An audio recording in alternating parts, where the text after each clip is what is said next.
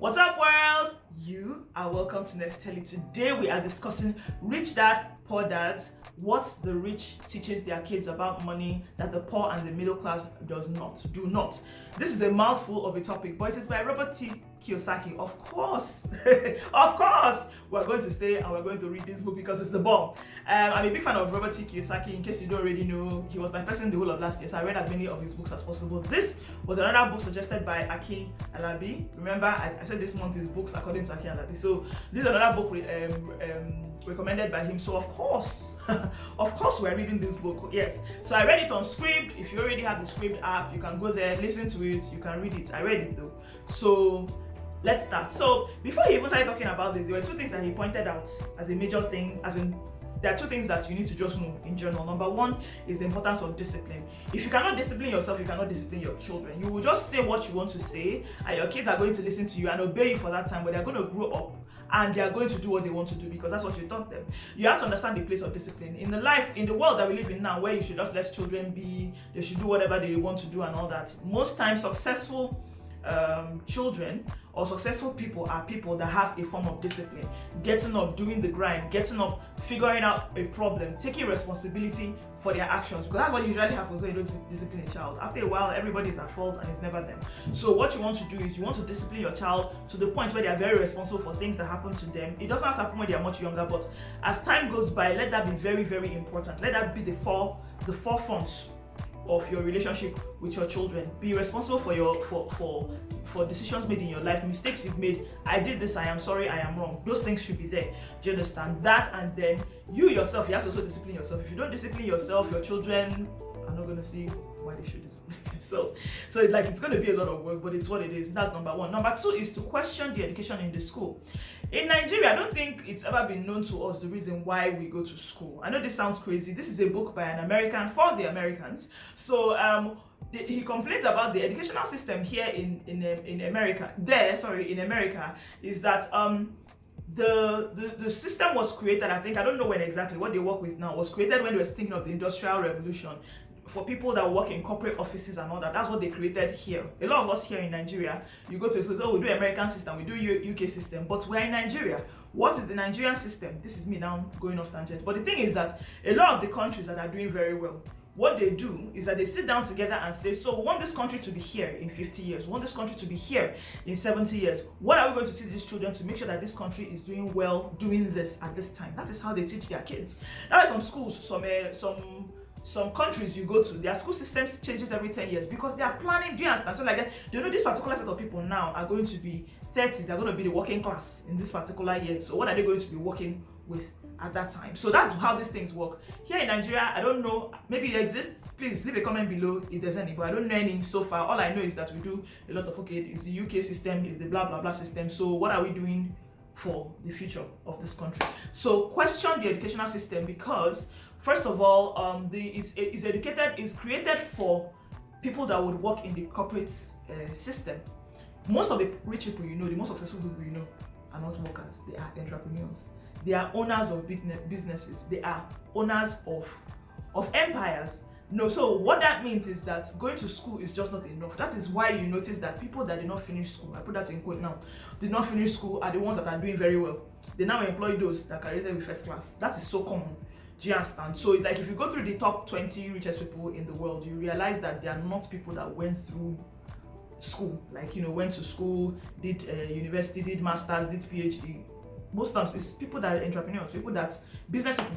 Do you understand? So it's not like they didn't have time, but that's just how it is. So you have to bear that in mind when you're trying to raise your kids to be richer, much richer, because what they're learning in school is to learn how to work for others. It doesn't matter how big your business is, you don't actually get to be as rich as the person that employed you. The person that employed you likely did not go to school. Do you understand? So just look at it that way. So two things I wanted to point out. Then let us talk about the body of the book. Number one, my pad is here. Number one is understanding that it's not how much money you make, it's how much money you get to keep. One of the best things that I learned from Robert T. Kiyosaki, from the original Rich Dad Poor Dad, was that You have to get to a point where your money is not just money that comes and goes. You have to get to a point where you don't think about money to spend. Think about money you can keep, money you can grow, money you can invest, money you can move along. Do you understand? Now he's in the US. He talks about ways to take loans and avoid taxes or avoid unnecessary taxes and all that. Of course, all of that I don't really understand. I'm in Nigeria. But what he just tries to point out is that you have to learn to keep money. Don't be someone that is in a hurry to spend. And the world we live in now, social media, the videos, the music, everything you hear about is, I spend my money, I buy this one, I buy that one. So you see somebody that in their lifetime, maybe sometime in their 30s, they made up to 300 million naira. Do you understand? And in their 40s, they don't really have that much anymore. So it's like, what happened? Where did that money go? They bought Lamborghini, they bought this one, they flew here, they did this one, they partied here. So like that's where a lot of the money goes to. So it's like you have to get to a point where if you get 300 million naira, nobody even knows what happens to 200 of that money. All people may know about is the 100, that kind of thing. So it's like you have to learn to keep, do you understand? Keep it, grow it, expand it, and let it go far. Most times through business, but that's besides the point. Number 2 is financial intelligence. Financial intelligence is not taught in school. Do you understand? You learn everything, okay, almost everything, most other things in school, but they don't teach you about money. I don't know what that's about, but that's where we are. Me, I went to school. I finished university. There's no time when they told okay, this where should you spend your money? What should you use and do? Understand what's money. It was never explained. But you see, is when you're able to learn it yourself, it will be easy for you to teach your kids the same thing. That's another thing about the school system. Do you understand? The school system, you have to teach them about money. Let them understand the importance of saving, the importance of investing, even if it's given to charity and all that. But they need to have a different set of mind explanation about money compared to the one that they don't learn, because they don't learn anyone in school. So you have to get financial intelligence, learn to follow the money, learn how to save, learn how to invest, learn how to grow. Do you understand? Then teach that to your kids. And the thing is that he points out that if you don't know how to do it now and you learn how to do it, your children will learn from you as you suffer or as you go through the stress of learning it. Because your children know that, okay, so if I do this will help me. So you'll be surprised when they grow older and they're not very satisfied with their life. They tend to want, okay, so that thing you learned that time, that thing you learned that time, how did I, do you understand? So those things tend to happen. So that's number 2, the importance of financial intelligence. Number 3 is successful people are the ones that spend from their assets, not those that spend their assets. Now, a lot of poor people we know, and by poor and middle class, he's not just talking about people that may be roaming the street that are poor. No, people that have money, people have jobs, and they're making a lot of money, but they spend it. It's so common. You spend it on school fees, it doesn't matter what you're spending it on. A lot of people think, but I have to pay school fees, I have to pay rent, blah, blah, blah. My dear, what about your assets? Do you have any? So like what he's saying is that you have to get yourself to a point. Like imagine if in the 50s, you still have things like school fees to pay, you still have rent to pay, assuming that's there, you have a car you want to buy. So you're doing all this, but the money you're spending this on is not money that you make anymore. It's money that is a dividend. Sorry, imagine that. Dividend that you've made from investments is what's paying all that. Is that not the flex? Think about it. So like rich people spend money from their assets. That's money that they've made from their assets. That's what rich people do. If you're able to teach your child to do this, if you're able to do it, then you teach your child to do this. Your child shall be rich. So that's number 3. Number 4 is that the strongest and biggest asset you could ever have is your mind. So the importance of training your mind, the importance of disciplining your mind, the importance of, you can't afford to be lazy. Not if you want to be rich and you want your children to be rich. You cannot afford to be lazy. That laziness one, just go ahead and throw it to the side. The Rich Dad Poor Dad, the original book, he talked about how the rich usually teach their children by default. Do you understand? A businessman takes your child to work day, takes his child to work every weekend. By the time he works there, works the ground floor, works the middle floor, works the top floor, the boy understands the up and down of everything. He may not have to inherit that whole business. The business might get sold and shares will be coming to him, but when he starts his own business, he will know what to do and how to make it work and how to make a lot of money from it. Do you understand? So that's by default. The poor man just thinks, go to school, pass, do you understand? Then you can get the work and you will make money. You get that money is more illusional than the real one, because what happens is that without the proper financial intelligence, which is not taught in school, that money is just going to come like breeze. As it came, it will go. Don't get started on medicals, homes, as in things that shop, this kind of thing. So you have to learn to flex your mind. You have to read, you have to listen to people that talk about money. Learn, form your own opinions based upon where you are.